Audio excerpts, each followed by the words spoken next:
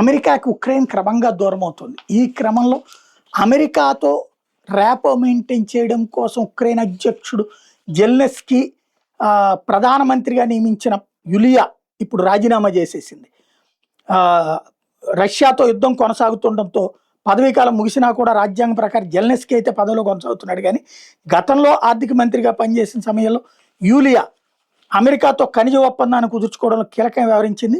ఈ ఒప్పందం తర్వాత 2025 జూలైలో తన 39 ఏట ప్రధానిగా నియమితులైంది. అక్కడ ఏది పబ్లిక్ చేత కాకుండా నియమించాడు జెలెన్స్కీ.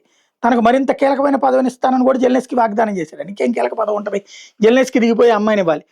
అయితే యూలియా సోషల్ మీడియాలో తాజాగా చెప్పేది ఏంటంటే ఆ పదవి వివరాలు వెల్లడించలేదు, కానీ ఉక్రెయిన్ రాజకీయ వ్యూహాన్ని మార్చుకుంటుందంటూ యూలియా తాజాగా రాజీనామా చేసింది.